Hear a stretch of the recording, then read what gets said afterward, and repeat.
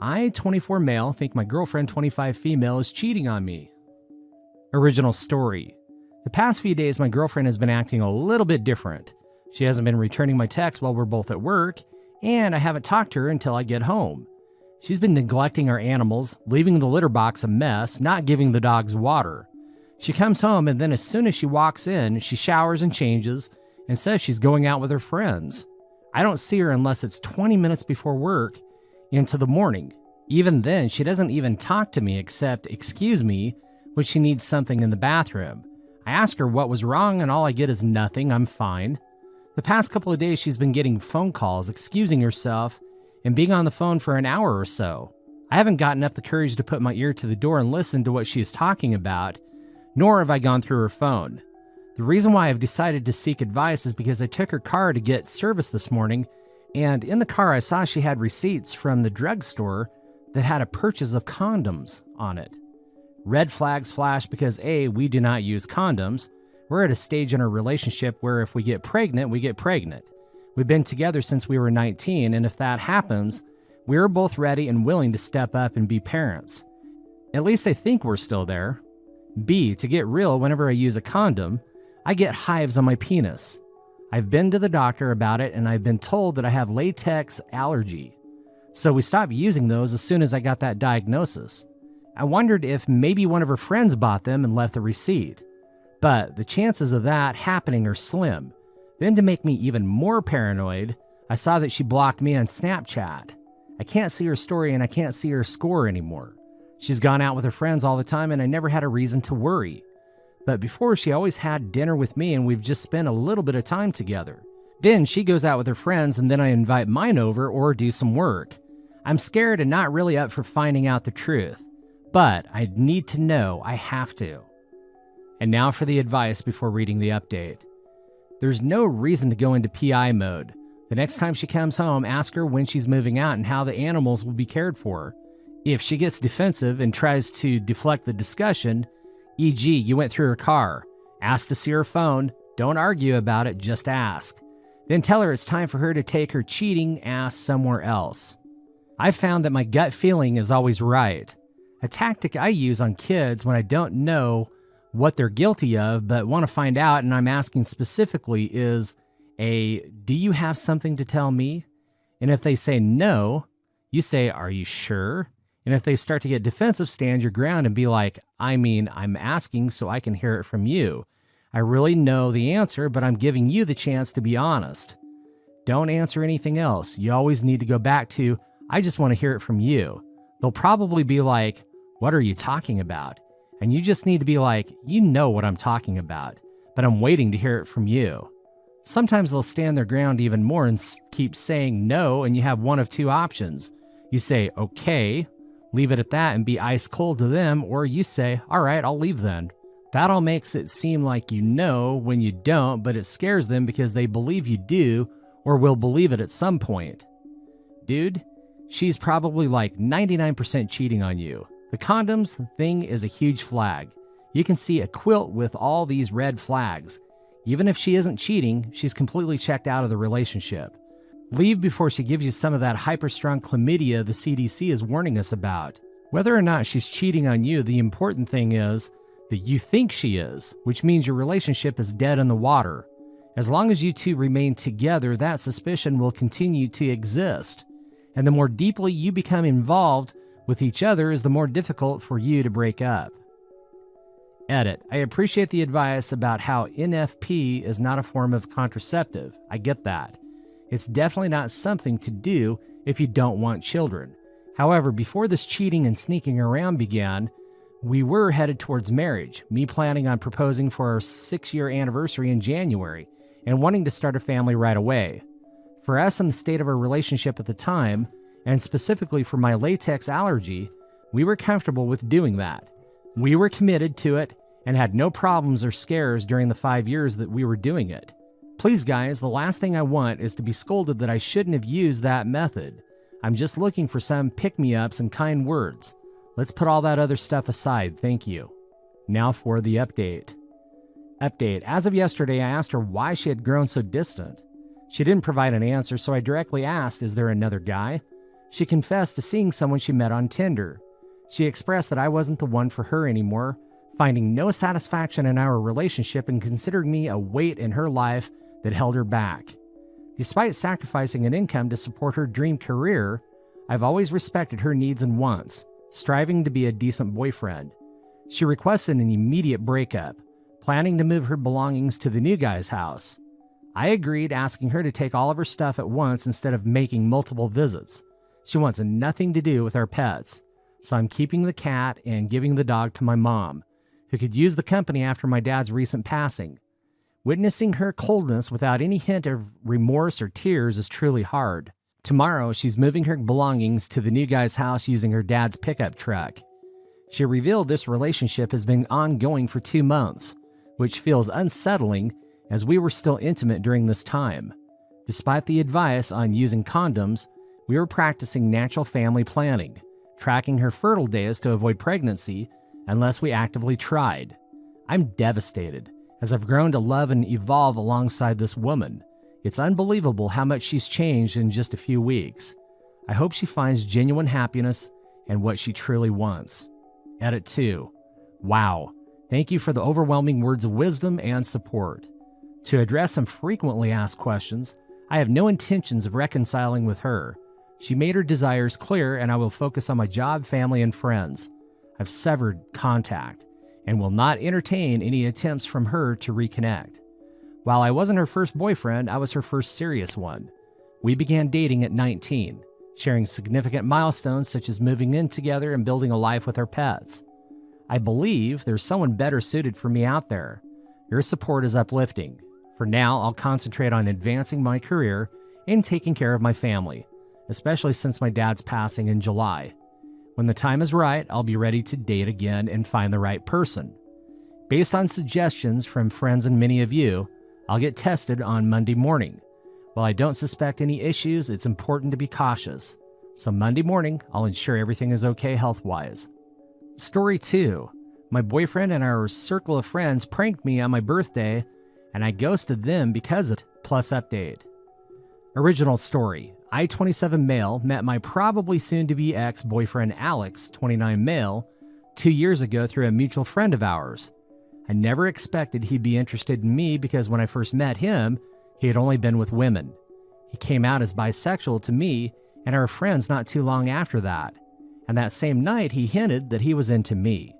We got to know each other more, and it eventually turned into the two of us dating. He's genuinely a sweet and awesome guy, quite introverted but has a big heart and a real geek about things he likes. I thought he'd be the one I would be marrying and all of that, but I'm thinking that's not going to happen anymore. Last Monday was my birthday, and I went home early from work so that Alex and I could go out and enjoy ourselves. I told him earlier that day that I would go home early. When I opened the door, I was greeted by him laying on our couch, while a woman I didn't know was on top of him. They were fully clothed, by the way. I was basically paralyzed and couldn't react at all.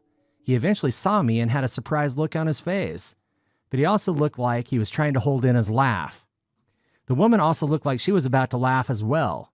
I also started to hear chatter from the kitchen and in our bedroom. Alex then shouted, "You guys can come out." And so our friends came out of her bedroom and kitchen holding gifts, party poppers, and a cake. I guess them shouting, "It's a prank, happy birthday," while turning the party poppers on snapped me back to reality, because after they said that, I just quietly turned around and left. I didn't see their reactions when I did that, but I could hear them saying, "Oh shit," and "wait," and some other things I can't remember. When I heard them try to follow me, I hastened my pace until I reached my car and drove away. While driving, my phone started to get bombarded by text calls and messages from my boyfriend and our friends. When it got too distracting, I just turned off my phone and went to a hotel that's far enough from my place. By the time that I got to my hotel room, I just started sobbing on the floor. I think I blacked out from crying because when I woke up, it was already sunny outside. I made sure to tell my team leader first that I would be absent for a few days due to an emergency, and she was kind enough to accept my request. She probably noticed something was off with me because I was sniffling and my voice sounded weak. Right now, I'm planning on telling my aunt who lives near my area about what happened and asking if I could live with her for a couple of days until I sort out my mind and know what I have to do next. I'm deeply heartbroken because I've told my boyfriend and my friends before how I felt about cheating and how it essentially ruined my family growing up and my young mind back then. My mom cheated on my dad and it broke our family, and I got cheated on by my first boyfriend, but at the same time I can't help but feel like I overreacted and that I should have just went with it all. I still don't plan on opening my phone, so I'm using my laptop right now to type this. I don't know how to face and respond to them all after all that has happened. Maybe some time away from them will help, I hope. Now for the update.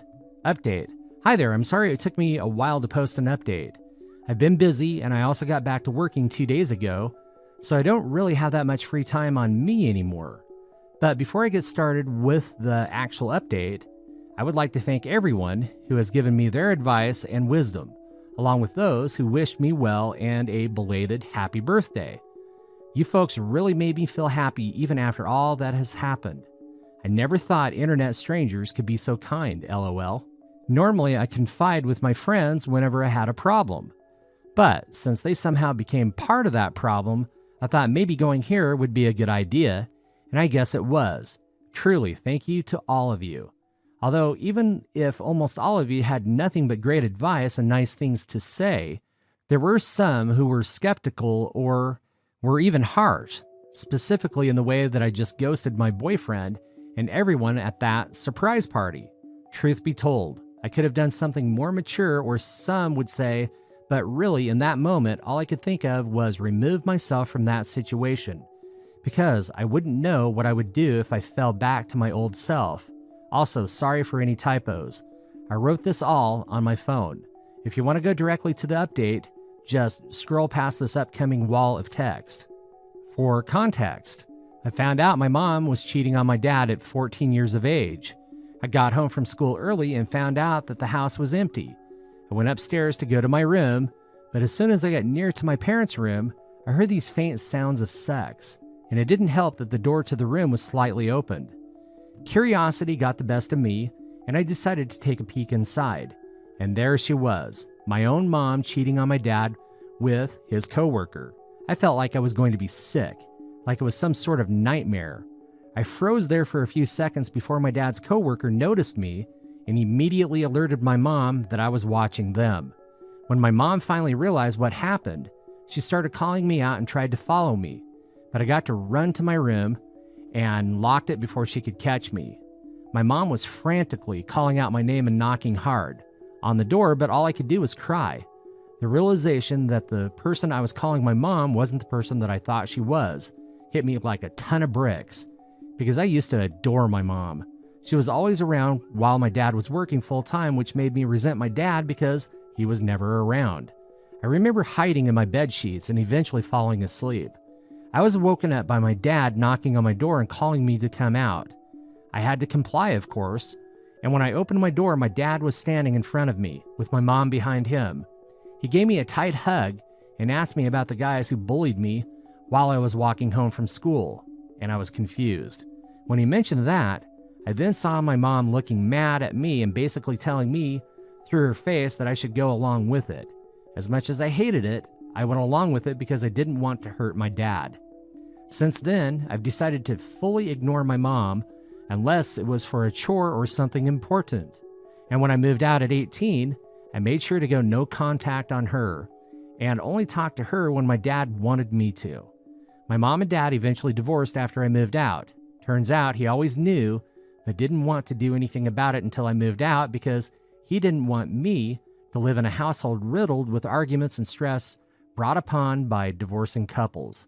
It didn't really work, but I appreciate my dad for still looking out after me even if he was hurting. Then when I was 19, I got into my first ever relationship. We had a pretty nice start and we were each other's first. But when I found out he was cheating on me, things got really ugly. I know that this is not an excuse, but I was young and didn't know how to handle that information when I got it.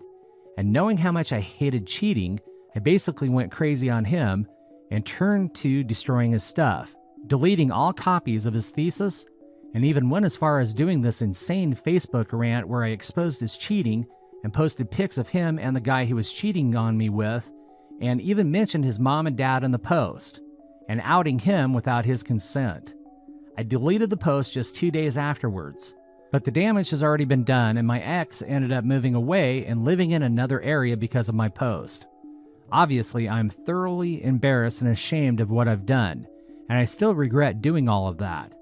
But when my aunt found out about what I did, she gave me a pretty stern scolding and insisted that I had to get checked by a psychiatrist because what I did isn't normal, and it's not. And I got diagnosed with severe depression, and the doctor also said I had some unresolved trauma, which confused my aunt, but after telling her what happened 6 years ago, she fully understood why and gave me a tight hug and cried after spilling everything to her. She felt bad because she wasn't able to do anything to help me before, and now is extremely mad at her sister, my mom, for doing all of what she did to me. Ever since then, my aunt has helped me get the therapy and meds that I needed, and essentially turned into my mother figure. My ex and I don't talk much these days, but we have made amends and are on good terms now. Now, all of this stuff from my past has finally been laid out for those wondering why I did what I did. Here's the actual update. After I submitted my original post, I packed my things that night and prepared to go to my aunt's house, which wasn't that far, but still a bit of a drive nonetheless. When I finally got there, she was incredibly welcoming, and I thanked her for allowing me to stay in her house even just for a while. She gave me a tight hug and told me I was always welcome and that she will be there to help me when I need her to. She eventually led me to the spare bedroom that they have in their house and helped me unpack my stuff. She is honestly such an incredible woman, and I love her so much.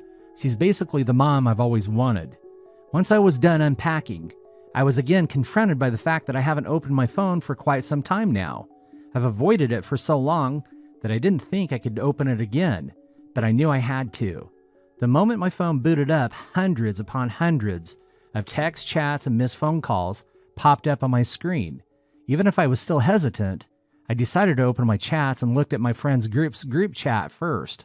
The chats from the start were all very frantic in nature, with my friends asking about where I was or what happened. But after scrolling down a few more times, the chats turned into them apologizing that the prank happened and that it was not the plan at all. One of my friends even blamed the girl that was on top of Alex, my boyfriend, and thought she was untrustworthy. Finally, the chats ended up being them hoping they could contact me and wishing I was safe. I guess they knew I just read their chats because as soon as I was done back reading, my friends immediately knew I was online and asked how I was doing and where I was. They also started apologizing again for not being able to stop the prank from happening, and that they didn't know that that was going to happen, and thought the original prank was going to be something else. At this point, I was thoroughly confused because they seemed happy enough to be there during that night, but I knew I had to apologize to them first for ghosting them and asking their side of the story first before speaking out about what had happened. Essentially, they were simply planning a surprise birthday party for me with Alex in a group chat that didn't include me. Then my boyfriend added a few more people into the group chat saying that they were college friends of his and he wanted them to be part of the surprise party too, since they also wanted to meet and get to know me better. As a suggestion, one of my boyfriend's college friends pitched the idea of them pranking me. The plan was my boyfriend's going to be on the couch with a serial killer, holding a bloody knife and a fake stabbing my boyfriend while the killer was on top of him and while my boyfriend is bleeding everywhere. My boyfriend's college friends thought it would be funny to see my reaction. Although my friends were initially skeptical, they reassured them that it would be harmless fun and that once my boyfriend and the friend who'll be acting as the killer got their desired reaction on camera, they can just tell me that it was all just a prank, and my friends and my boyfriend's other college friends would come out and surprise me with their gifts and stuff. My friends eventually agreed so long as they don't drag out the prank and immediately reveal everything once they captured my reaction on camera. The day of my birthday comes and everything they've planned seems to be going smoothly with them waiting for me. My boyfriend's college friends ushered everyone to hide while they set up the prank, and when it was done, they would hide too. When they finally heard my boyfriend say that they can come out, they thought the prank was a success because I looked absolutely mortified. But they knew something was up when even after the prank was revealed, I was still looking shocked and almost teary-eyed even, until I finally turned around and left. They were understandably shook and confused, thinking the serial killer prank was too much, But knowing me, I wouldn't have minded it at all. I love scary movies and an avid horror enjoyer. That was then that they realized that my boyfriend's female college friend was on top of my boyfriend, not wearing any serial killer costume and not holding any fake bloody knife. They then saw my boyfriend pushing his female college friend away from him and chasing after me. Some of them also tried to follow me, while some were asking what happened to the original plan. Even my boyfriend's other college friends were wondering why their female friend wasn't in costume, but she was just silent. After a few minutes, my boyfriend came back to our apartment looking distraught and crying. He then tells everyone that they should all go and proceeds to go to our bedroom. They wanted to ask him what happened, but he shut the door before they could. His female college friend then followed him inside, which really weirded them out, but after a while, they heard my boyfriend shouting at her, telling her to F off. She then goes out the door on the verge of tears and leaves the apartment. They said everything happened so fast that they didn't know how to process all that has happened.